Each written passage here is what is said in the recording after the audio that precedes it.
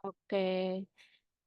Kuliah pengembangan formula, aplikasi pengembangan formula. Oh iya, tadi belum saya buka ya. Saya buka dulu deh. Assalamualaikum warahmatullahi wabarakatuh. Waalaikumsalam warahmatullahi Waalaikumsalam warahmatullahi wabarakatuh. wabarakatuh. Terima kasih ya kalian sudah menyempatkan hadir di kuliah hari ini. Libur panjang yang harusnya ada waktu untuk istirahat atau mungkin liburan begitu, masih harus hadir di kuliah terakhir kita. Ya ini kuliah terakhir karena setelah ini sudah tidak ada kuliah lagi, ini materi terakhir yang berkaitan dengan pengembangan produk untuk intervensi gizi. Kalau kemarin pengembangan produk yang kita fokusnya di halal, sekarang kalau untuk intervensi gizi.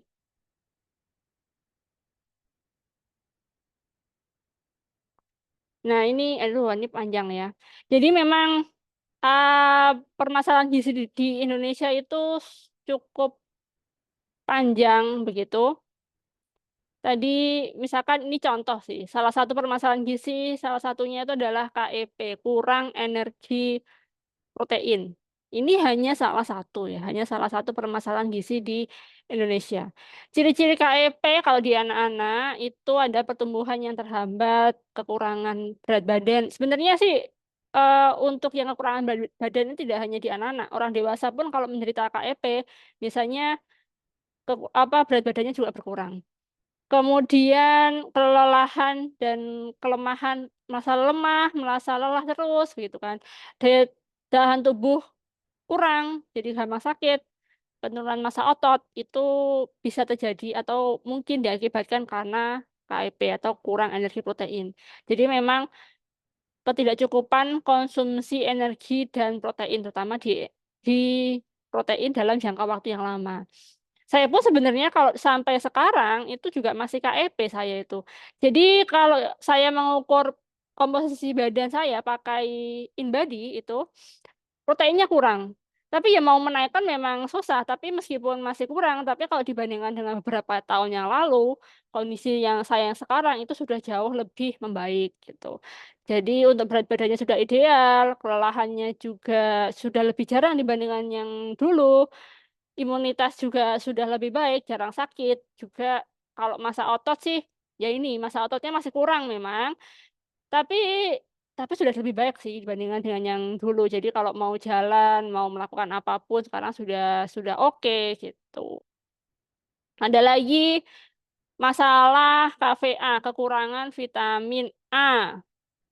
Ini ya kayak dia kekurangan sih. Memang bahaya dan ciri-cirinya antara lain seperti masalah dengan penglihatan malam, ada gangguan mata, gangguan pertumbuhan dan perkembangan, serosis dan keratinisasi. Gitu. Jadi vitamin A ini memang dibutuhkan untuk mata. Kemudian ada lagi gagi, gangguan akibat kekurangan yodium. Dia kekurangan dari yodium. Ini contohnya, pembesaran kelenjar tiroid atau gondok, gangguan pertumbuhan fisik dan perkembangan mental, gangguan pada kehamilan dan perkembangan janin, gangguan pada fungsi tiroid, kemudian gangguan reproduksi. Haki ini dia tuh banyak dijumpai di daerah-daerah yang pegunungan biasanya. Jadi di salah satu desa di Kabupaten Ponorogo itu memang dia itu kondisinya terpencil. Jadi akses ke desa yang lain itu sulit. Kemudian memang dia itu di lereng gunung dan di lereng gunung yang berkapur. Jadi air itu apa ya? Air itu juga sulit gitu. Kemudian ada lagi karena aksesnya sulit, mereka sulit untuk keluar dari desa, akhirnya mereka itu menikah dengan tetangga sendiri gitu. Akhirnya satu desa itu hampir semuanya itu menderita gaki. Jadi ya karena kondisi desanya itu yang berada di wilayah yang apa ya? Kalau tanaman tuh susah kalau mau tumbuh, jadi kering, air juga susah, jadi dapatnya iodium itu dari makanan itu juga sedikit. Akhirnya banyak yang menderita gaki, kemudian karena menikah dengan tetangga sendiri yang sama-sama menderita gaki, akhirnya anak-anaknya pun juga tumbuhnya tidak normal. Dan hampir satu desa kondisinya seperti itu. Itu yang sungguh sangat disayangkan gitu.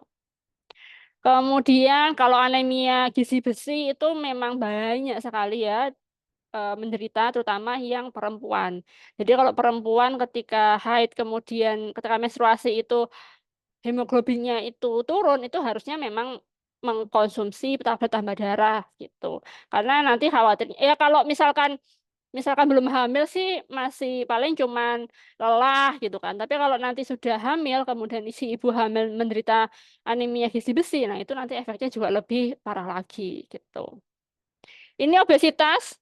Kalau tadi serba kekurangan zat gizi, kalau obesitas itu malah justru kelebihan zat gizi, terutama di lemaknya.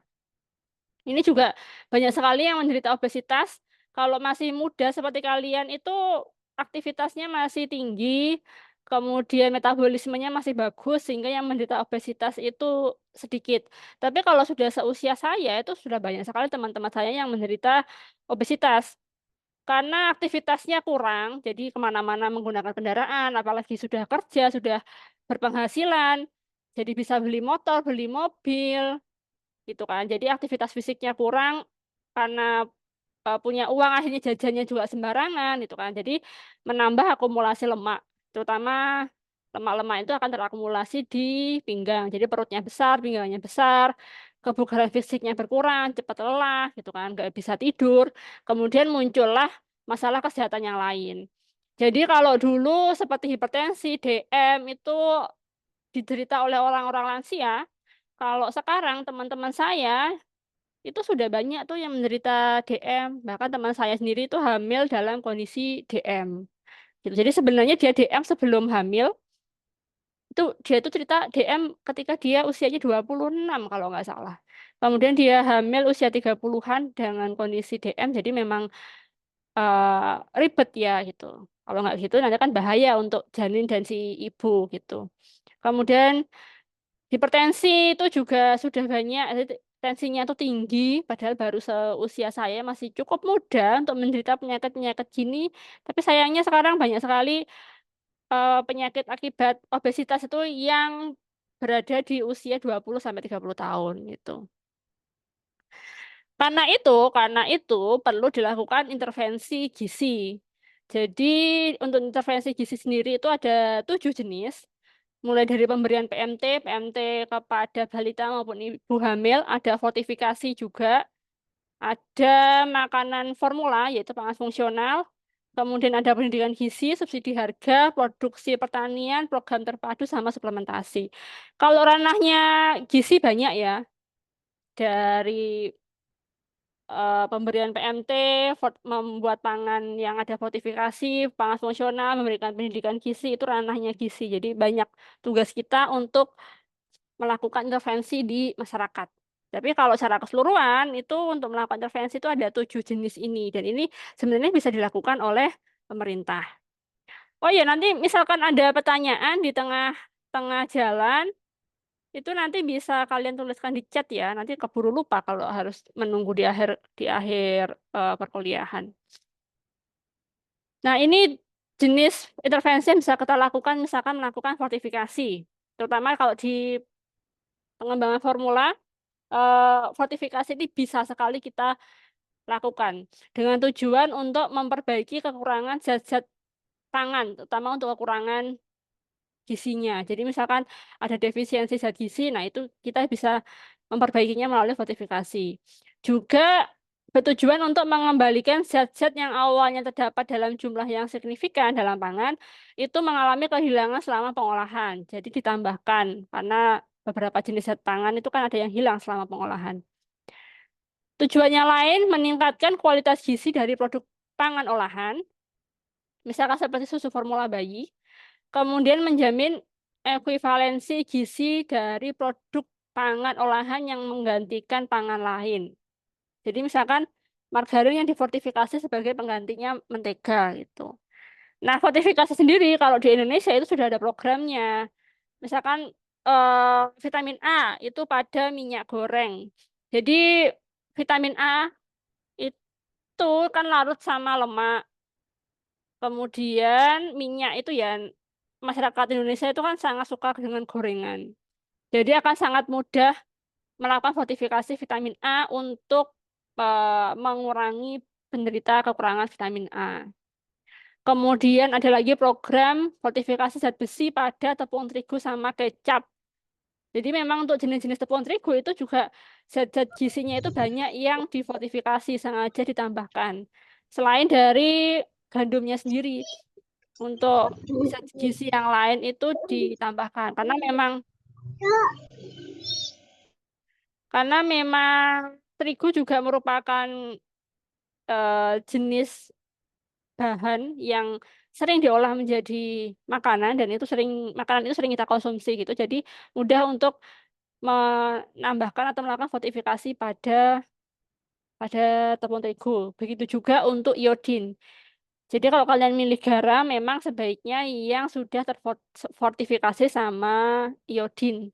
Ya, jangan jangan milih garam yang tidak terfortifikasi. Ya, khawatirnya nanti ya ini kan tujuannya untuk mencegah mencegah gaki itu tadi. Makanya pemerintah menambahkan iodin di garam.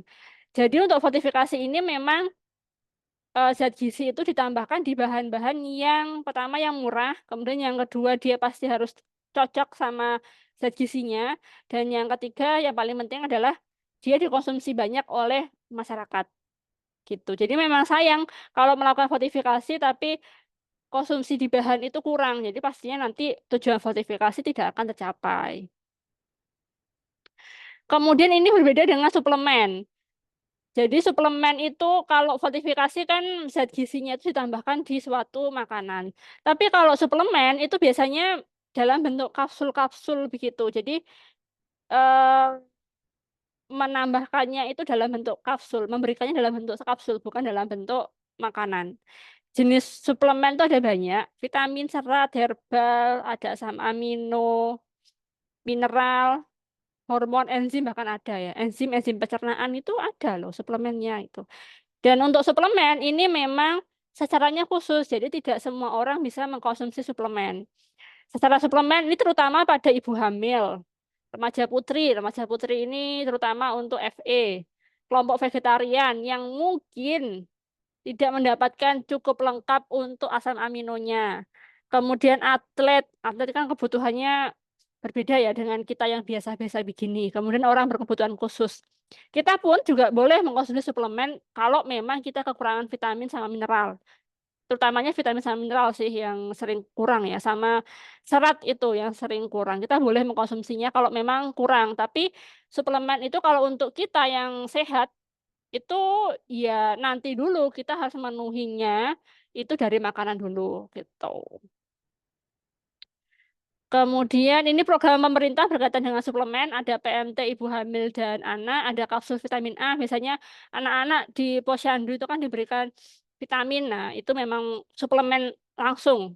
Kemudian ada tablet tambah darah untuk remaja putri, biasanya di SMP, SMA, itu dari UKS-nya, dari guru-gurunya itu memberikan tablet tambah darah, ada pemeriksaan HB, kemudian siapa yang anemia nanti diberikan tablet tambah darah.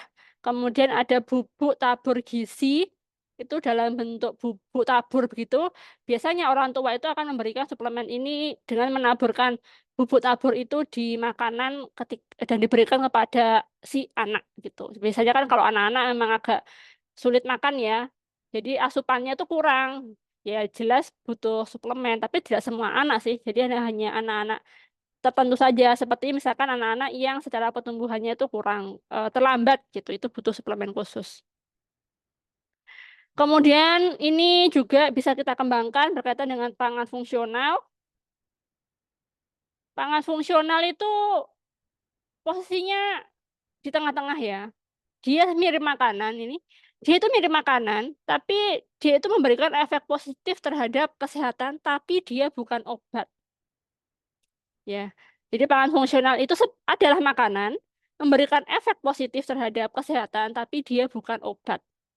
Sekali lagi, dia itu tidak bisa kalau harus mengobati secara langsung, gitu kan. Itu bukan obat, tapi dia punya efek positif terhadap kesehatan.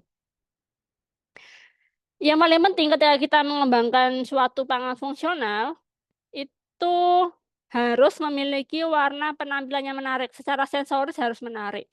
Karena ya percuma aja kita membuat makanan yang tinggi zat gizi gitu ya, tapi ternyata tidak bisa diterima oleh kelompok sasaran kan ya percuma gitu kan. Makanya salah sensoris harus bisa diterima.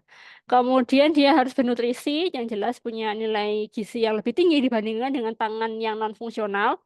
Kemudian memberikan pengaruh fisiologis yang menguntungkan bagi tubuh. Jelas, misalkan, cookies tinggi serat, oh berarti kita kan nanti akan ketambahan serat, kalau seratnya tercukupi maka misalkan BAB-nya lancar, kemudian bisa mengurangi berat badan dan lain sebagainya. Kemudian fungsi fisiologis yang diharapkan dari pangan fungsional ini diantaranya ya, bisa lebih dari ini. Pencegahan dan timbulnya penyakit, pencegahan dari timbulnya penyakit. Jadi bukan sebenarnya untuk pangan fungsional ini tidak bisa mengobati. Kalau mengobati itu tugasnya obat, tapi dia bisa mencegah dan juga bisa membantu tubuh menjadi lebih sehat. Jadi misalkan tadi serat tadi ya, serat kita kita konsumsi seratnya cukup untuk menderita.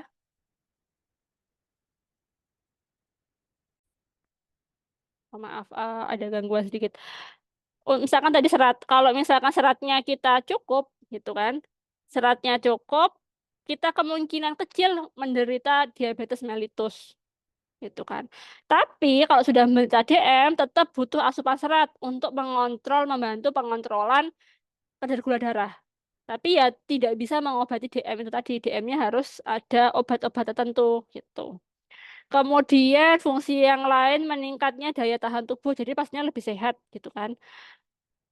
Meregulasi kondisi ritme fisiknya juga pastinya lebih kuat, memperlambat proses penuaan. Nah, ini penting ya. Ada misalkan mengkonsumsi banyak antioksidan itu orang-orang akan terlihat jauh lebih muda dibandingkan dengan teman-teman seusianya yang kurang dalam asupan antioksidannya.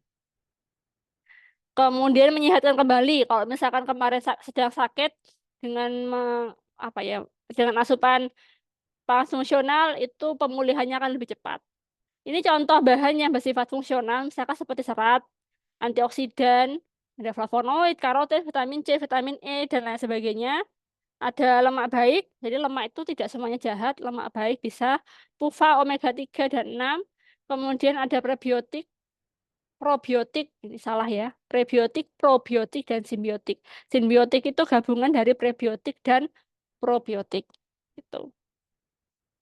Sedangkan kalau kita mau melakukan perencanaan intervensi konsumsi pangan, itu memang ini yang harus dilakukan, yaitu melakukan diagnosa masalah, kemudian mengetahui sasaran spesifik, tahu tujuan intervensinya itu apa, ada program implementasi dan evaluasi. Sebenarnya ini merupakan rangkuman dari PBL kalian di semester kemarin, yang kalian melakukan intervensi di masyarakat itu. Jadi ketika kalian melakukan intervensi di masyarakat itu kan pasti akan menggali masalah. Masalahnya itu apa? Ini contoh masalah ya. Ketersediaan dan kerawanan pangannya itu kurang gitu misalkan. Jadi ada tingkat kemiskinan, pendidikan, ada kepercayaan yang akhirnya mengurangi asupan makannya. Ini contoh masalah.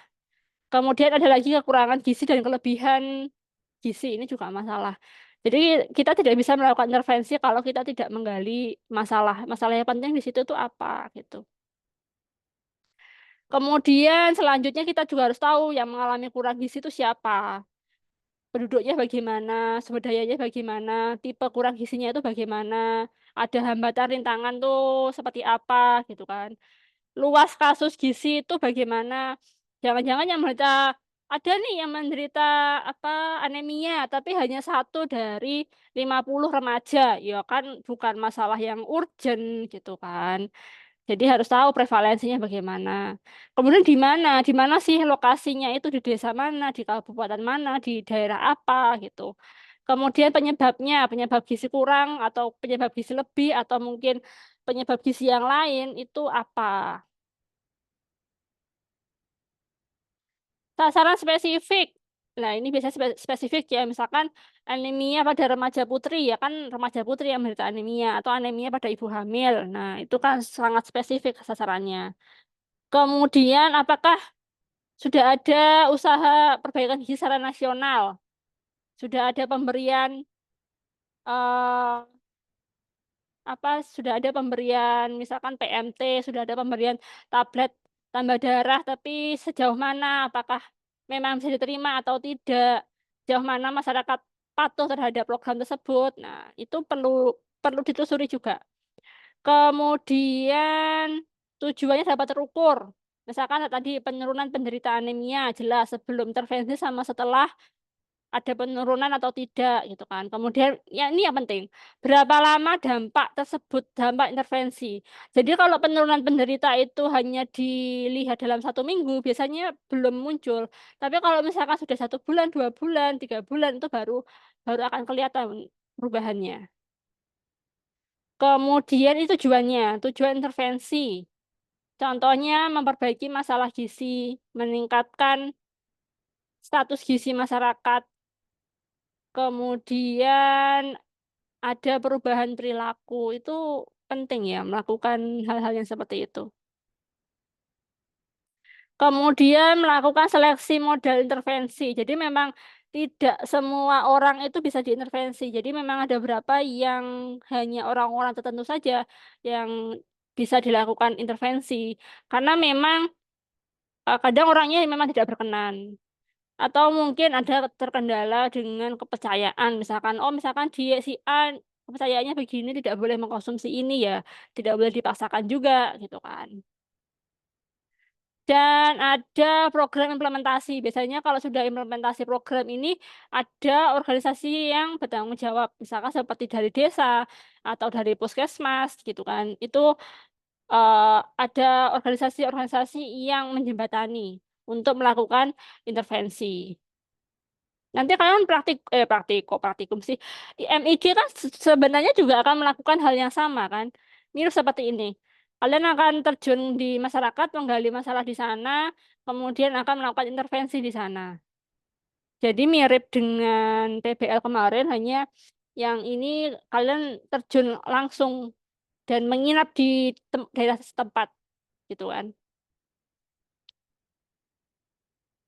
Nah, ini evaluasi. Kalau evaluasi sih dilakukannya di akhir ya, setelah program-programnya selesai. Tapi mungkin ini aja sih, kita langsung ke contoh. Contoh ini saya punya jurnal yang berkaitan dengan pengembangan formula.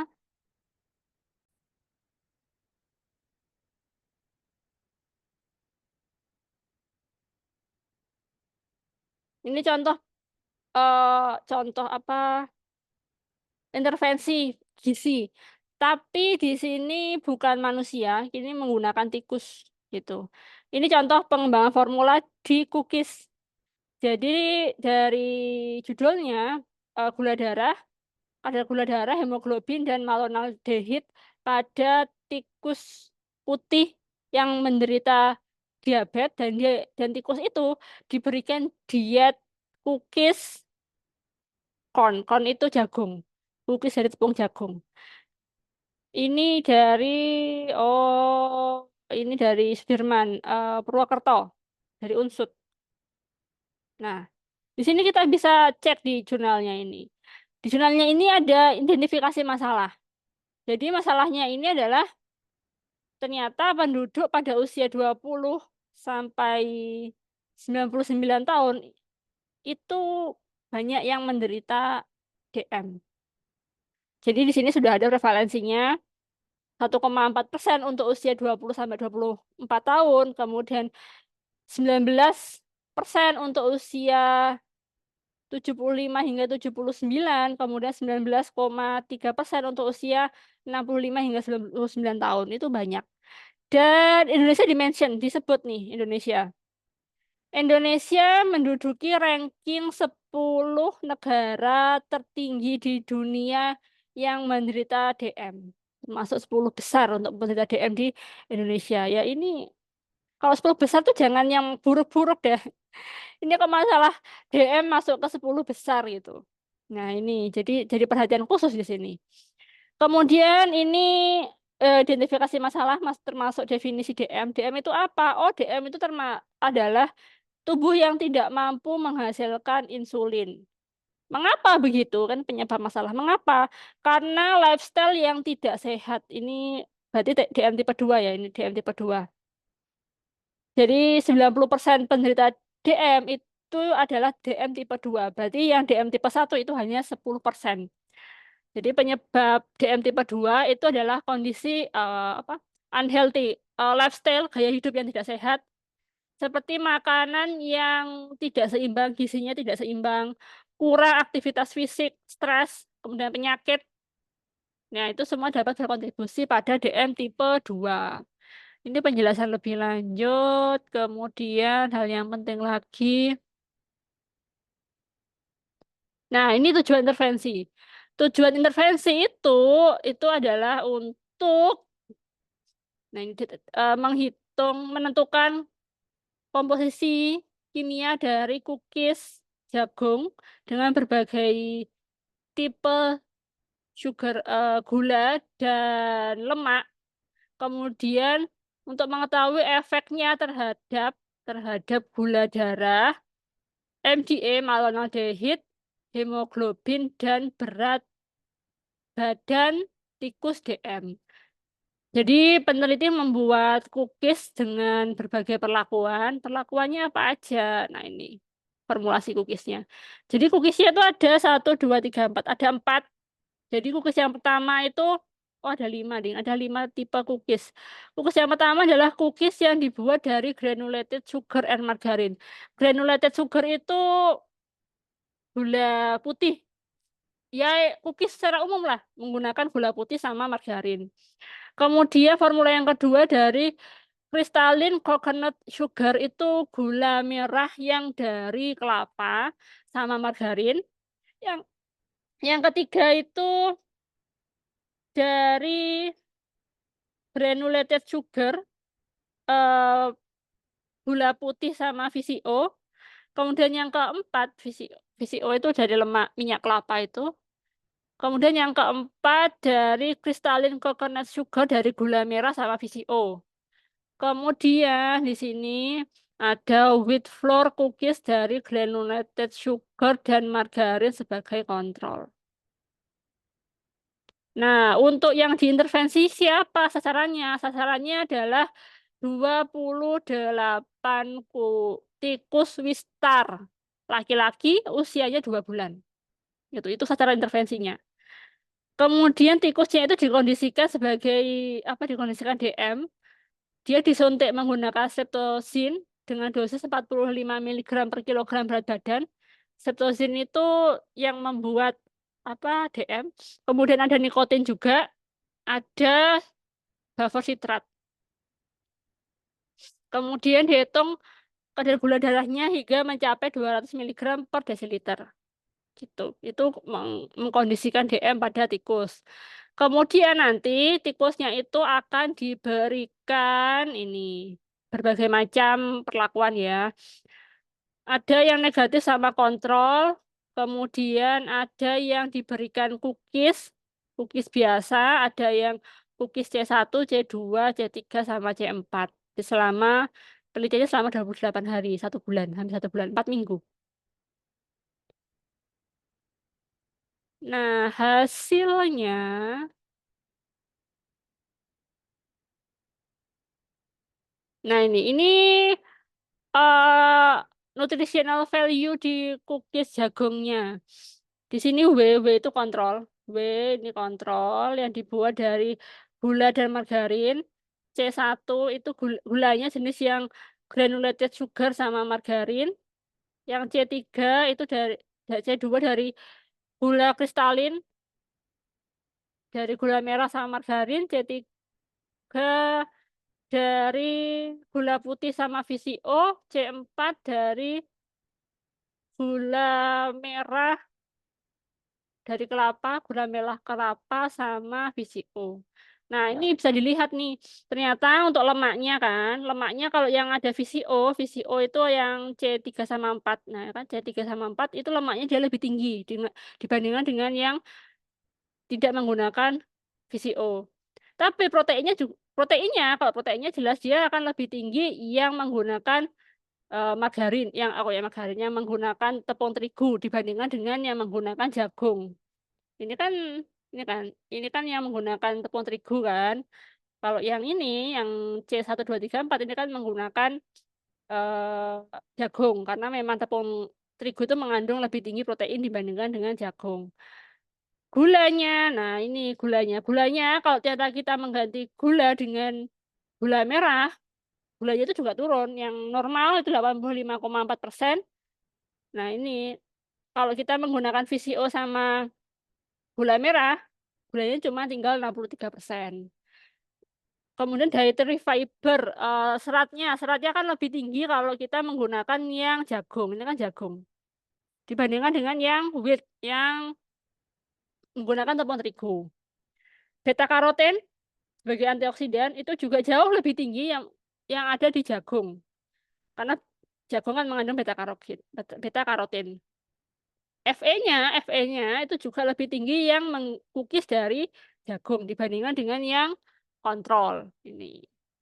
Kemudian ketika diberikan ke tikus, ternyata hasilnya adalah mana? Di bawah. Oh, nah ini blood glucose, kadar gula darah.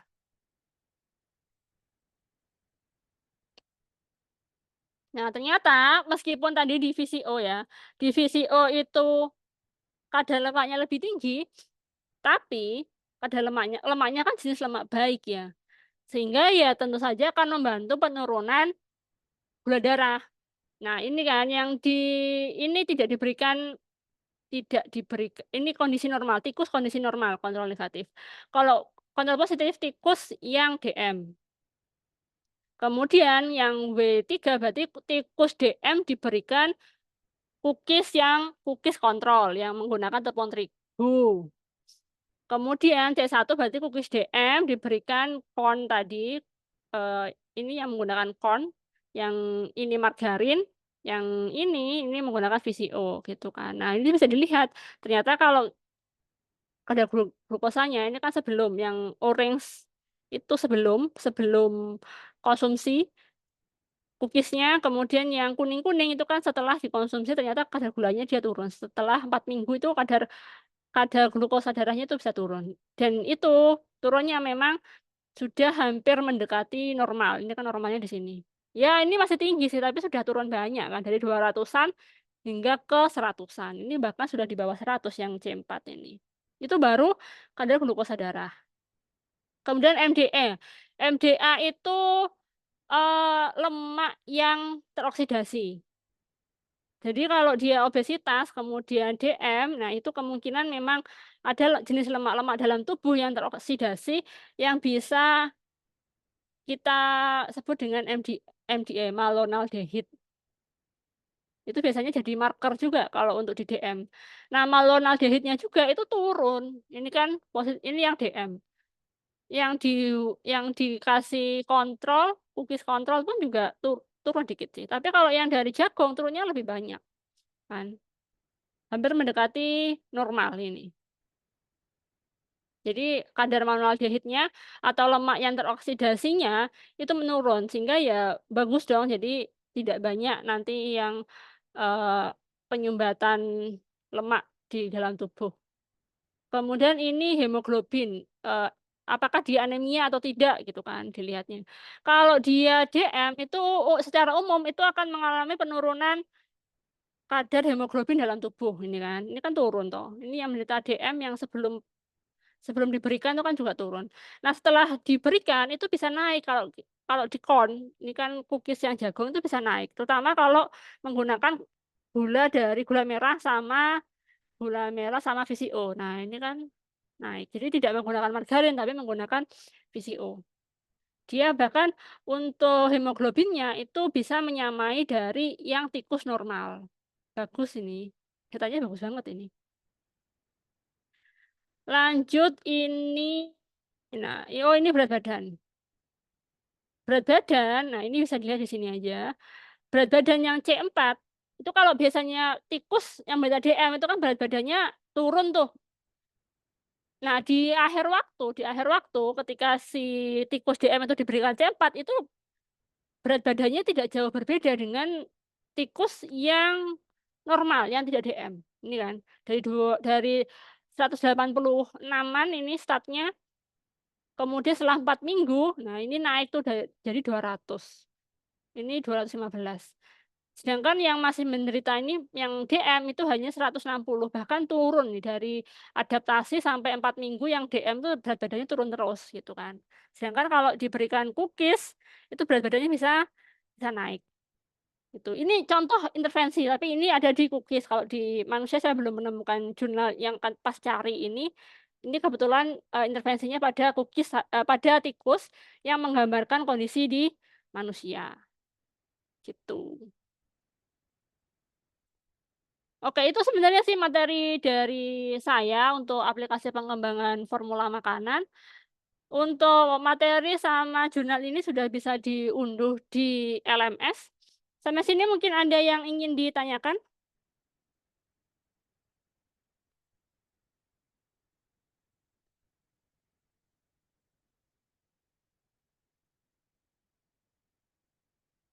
Tidak ada kah? Apakah sudah jelas untuk materinya? Sudah, Bu. Oke, itu hanya materi tambahan aja sih ya sebenarnya, bukan jadi materi utama pada materi aplikasi pengembangan formula begitu. Saya beritahukan nanti untuk UAS, UAS itu materi saya tidak masuk di UAS. Jadi nanti UAS-nya setelah ya setelah ini kan kalian akan UAS ya. Itu nanti akan ditekankan pada PBL. Jadi kalau misalkan selama PBL kemarin tuh kalian memang benar-benar mengikuti melaksanakan PBL dengan baik, itu insya Allah pasti bisa mengerjakan.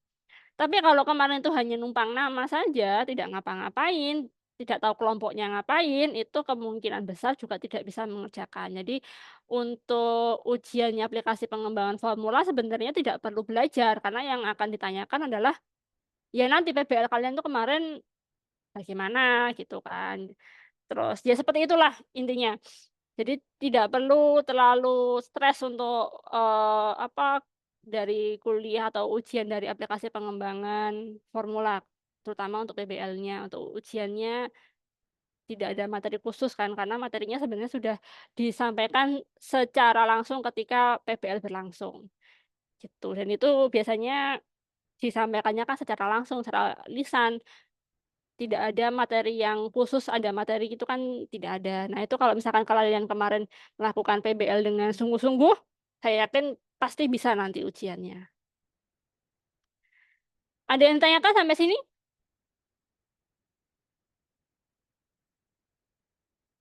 Tidak ada ya? Kalau tidak ada, saya ucapkan terima kasih. Tapi sayangnya ini masih ada sekitar 20 mahasiswa yang tidak hadir di dalam Zoom. Tapi kalau di presensi ada 114, banyak yang tidak presensi. Widatul Hasanah adakah? Vina ada? Vina Fitria?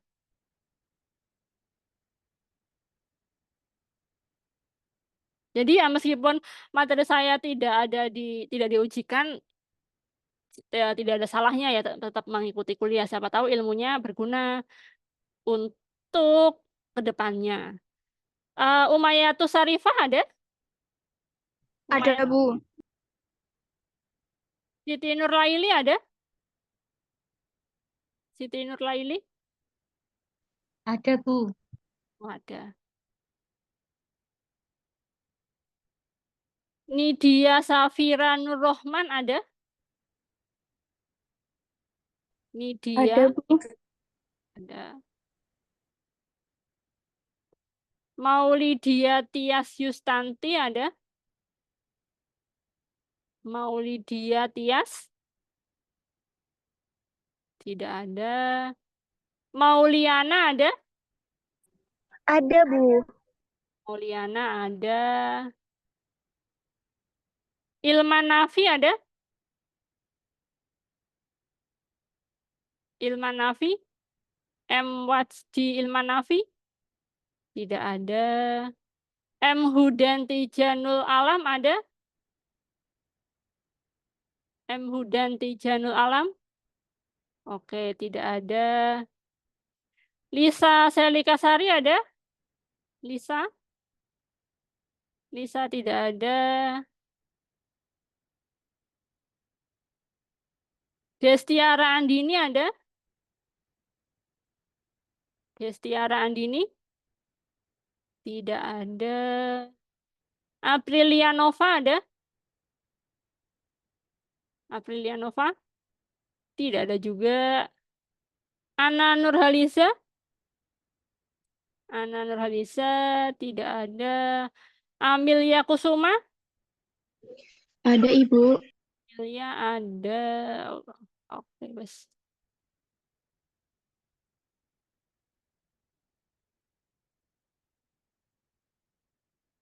Oke, sudah selesai ya. Ini sudah mendekati pukul 10.